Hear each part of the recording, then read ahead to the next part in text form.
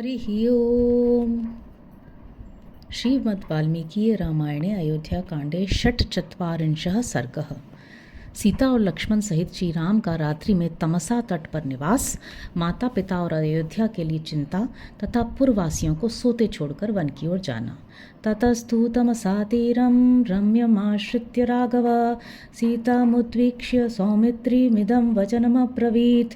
तदनंतर तमसा के रमणीय तट का आश्रय लेकर श्री राम ने सीता की ओर देखकर सुमित्रा कुमार लक्ष्मण से इस प्रकार कहा।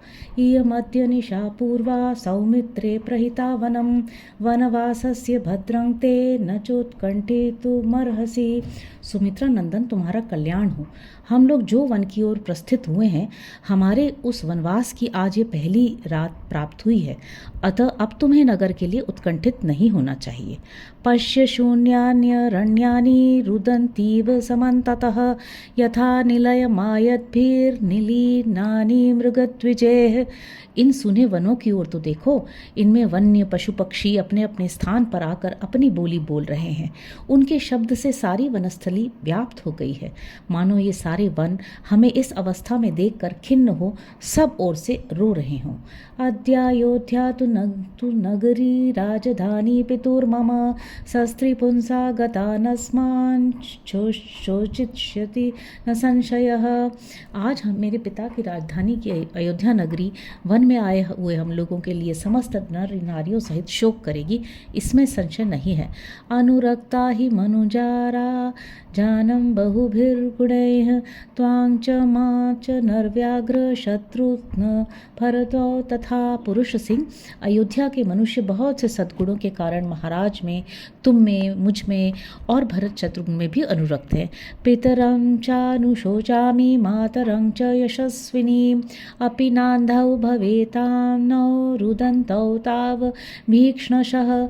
इस समय मुझे पिता और यशस्विनी माता के लिए बड़ा शोक हो रहा है, कहीं ऐसा न हो वे निरंतर रोते रहने के कारण अंधे हो जाएं। भरत खलु धर्मात्मा पितरं मातरं च मे धर्मार्थ काम सहितैर्वा वाक्यैराश्वासयिष्यति।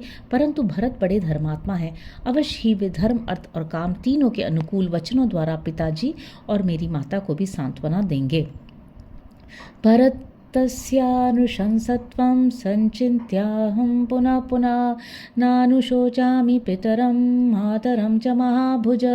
महाभाव, जब मैं भरत के कोमल स्वभाव का बार बार स्मरण करता हूँ, तब मुझे माता पिता के लिए अधिक चिंता नहीं होती। त्वया कार्यं नरव्याघ्र मामनु व्रजता कृतम् अन्वेष्ट्वा या हि वैद्येह रक्षणार्थं सहायता। नरश्रेष्ठ लक्ष्मण, तुमने मेरे साथ आकर बड़ा ही महत्वपूर्ण कार्य किया है, क्योंकि तुम न आते तो मुझे विदेह कुमारी सीता की रक्षा के लिए कोई सहायक ढूंढना पड़ता। अद्भिरेव हि सौमित्रे वत्स्याम्यद्य निशामिमाम् एतद्धीरोचते मह्यं वन्येऽपि विविधे सति। सुमित्रा नंदन, यद्यपि यहाँ नाना प्रकार के जंगली फल फूल मिल सकते हैं, तथा आज की रात में केवल जल पीकर ही बिताऊंगा, यही मुझे अच्छा जान पड़ता। एवं मुक्त्वा तु सौमित्रीं सुमंत्रमपि राघव अप्रमत्तस्त्वमश्वेषु भव सौम्येत्युवाचः। लक्ष्मण से ऐसा कहकर श्री रामचंद्र जी ने सुमंत्र से भी कहा, सौम्य, अब आप घोड़ों की रक्षा पर ध्यान दें, उनकी ओर से असावधान न हो। सोश्वान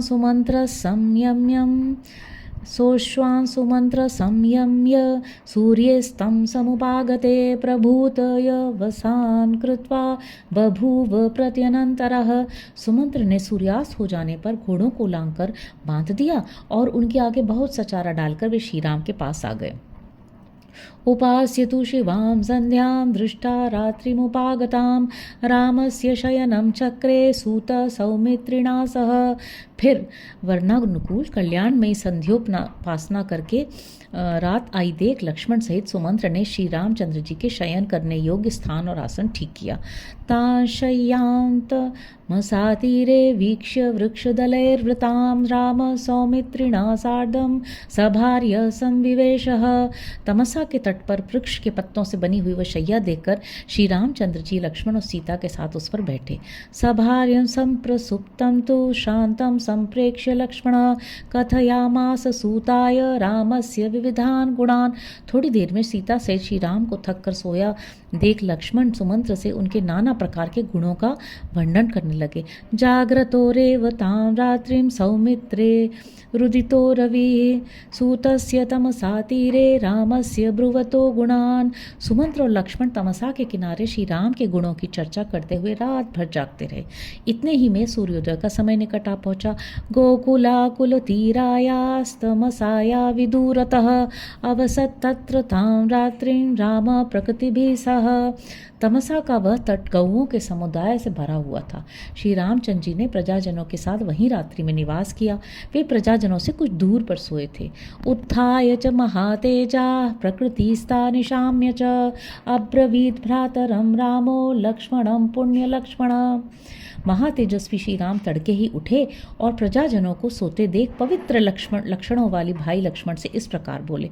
असमत्वयपेक्षान् सौमित्रे निर्विवेक्षान् गृहेष्वपि वृक्षमूलेषु संसक्तान् पश्य लक्ष्मण सांप्रतम्।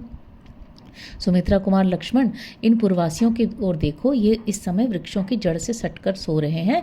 इन्हें केवल हमारी चाह है, ये अपने घरों की ओर से भी पूर्ण निरपेक्ष हो गए हैं। यथैते नियमं पौराः कुर्वन्त्यस्म निवर्तने अपि प्राणान्य शिष्यन्ति न तु त्यक्षन्ति निश्चयम्। हमें लौटा ले जाने के लिए जैसा उद्योग कर रहे हैं, इससे जान पड़ता है ये अपने प्राण त्याग देंगे, परंतु अपना निश्चय नहीं छोड़ेंगे। यावदेव तु संसुप्तास्तावदेव वयं लघु रथमारुह्य गच्छाम पंथानम कुतो भयम। अतः जब तक ये सो रहे हैं तभी तक हम लोग रथ पर सवार होकर शीघ्रतापूर्वक यहाँ से चल दें, फिर हमें इस मार्ग पर और किसी के आने का भय नहीं रहेगा। अतो भूयोपि नेदानी मिक्ष्वाकु पुरवासिनः स्वपेयुरनुरुक्तामा वृक्षमूलेषु संश्रिताः। अयोध्यावासी हम लोगों के अनुरागी हैं। जब हम यहाँ से निकल चलेंगे तब उन्हें फिर इस प्रकार वृक्षों की जड़ों से सटकर नहीं सोना पड़ेगा। पौराह्यात्म कृताद दुःखाद विप्रमोच्या नृपात्मजय न तु खल्वात्मना योज्या दुखे न पुरवासिनः। राजकुमारों को यह कर्तव्य है कि वे पुरवासियों को अपने द्वारा होने वाले दुख से मुक्त करें, न कि अपना दुख देकर उन्हें और दुखी बना दें। अब्रवील लक्ष्मणो रामं साक्षात् धर्ममिव स्थितं रोचते में तथा प्राज्ञ क्षिप्रमारुह्य तामिति। यह सुनकर लक्ष्मण ने साक्षात धर्म के समान विराजमान भगवान श्री राम से कहा, परम बुद्धिमान आर्य, मुझे आपकी राय पसंद है, शीघ्र ही रथ पर सवार होइए। अथ रामो ब्रवीत सूतं शीघ्रं संयुज्यतां रथ कमिष्यामि ततोरण्यं गच्छ शीघ्रमित प्रभो। तब श्री राम ने सुमंत्र से कहा, प्रभु आप जाइए और शीघ्र ही रथ जोतकर तैयार कीजिए, फिर मैं जल्दी ही यहाँ से वन की ओर चलूँगा। सूतस्ततः संत्वरितः स्यन्दनं तैर्हयोत्तमैः योजयित्वा तु रामस्य प्राञ्जलि प्रत्यवेदयत्। आज्ञा पाकर सुमंत्र ने उन उत्तम घोड़ों को तुरंत ही रथ में जोत दिया और श्री राम के पास हाथ जोड़कर निवेदन किया। अयं युक्तो महाबाहो रथस्थे रथिनां वर त्वरयारोह भद्रं ते ससीत स लक्ष्मण। महाबाहो, रथियों में श्रेष्ठ वीर, आपका कल्याण हो। आपका ये रथ जुता हुआ तैयार है, अब सीता और लक्ष्मण के साथ शीघ्र इस पर सवार होइए। तम स्यन्दनमधिष्ठाय राघव सपरिच्छदः शीघ्रगामाकुलावर्तां तमसामत तरन्नदीम। श्री रामचंद्र जी सबके साथ रथ पर बैठकर तीव्र गति से बहने वाली भंवरों से भरी हुई तमसा नदी के उस पार गए। स संतीर्य महाबाहु श्रीमान शिवम कंटकम प्रापद्यत महामार्गम भयम भयदर्शिनाम।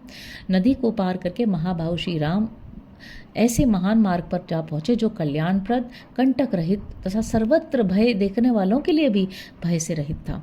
मोहनार्थ तु पौराणाम सूतम रामो ब्रवीद वचः उदंग मुख प्रयाहि त्वं रथमारुह्य सारथे मुहूर्तं त्वरितं गत्वा निवर्तय रथं पुनः यथा न विद्युः पौरा माम तथा कुरु समाहित। उस समय श्री राम ने पुरवासियों को बुलावा देने के लिए सुमंत्र से यह बात कही, सारथे हम लोग यहीं उतर जाते हैं, परंतु आप रथ पर आरूढ़ होकर पहले उत्तर की दिशा की ओर जाइए। 2 घड़ी तक तीव्र गति से उत्तर जाकर फिर दूसरे मार्ग से रथ को यहीं लौटा लाइए। जिस तरह भी पूर्ववासियों को मेरा पता न चले वैसा एकाग्रता पूर्वक प्रयत्न कीजिए। रामस्य तु वच श्रुत्वा तथा चक्रे च सारथी प्रत्यागम्य च रामस्य स्यंदनम प्रत्यवेदयत। श्री राम जी का यह वचन सुनकर सारथी ने वैसा ही किया और लौट कर पुनः श्री राम की सेवा में रथ उपस्थित कर दिया। तौ संप्रयुक्तं तु रथं समास्थितौ तदा ससीतौ रघुवंशवर्धनौ प्रचोदयामास ततस्तुरंगमान ससारथियेन पथा तपोवन। तत्पश्चात सीता सहित श्री राम और लक्ष्मण जो रघुवंश की वृद्धि करने वाले थे लौटा कर लाए गए उस रथ पर चढ़े। तदनंतर सारथी ने घोड़ों को उस मार्ग पर बढ़ा दिया जिससे तपोवन में पहुंचा जा सकता था। तत समास्थाय रथम महारथ संसारथी ससारथिर्दाशरथिर्वनं ययौ उद्दंगमुखं तं तु रथं चकार प्रयाणा मांगल्य निमित्त दर्शना। तदनंतर सारथी सहित महारथी श्री राम ने यात्राकालिक मंगल सूचक शकुन देखने के लिए पहले तो उस रथ को उत्तराभिमुख खड़ा किया, फिर उस रथ पर आरूढ़ होकर वन की ओर चल दिए। इत्यार्षे श्रीमद् रामायणे वाल्मीकि आदि काव्य अयोध्या कांडे 4 सर्ग। इस प्रकार श्री वाल्मीकि निर्मित हर्ष रामायण आदि काव्य के अयोध्या कांड में 46वां सर्ग पूरा हुआ। हरि ओम।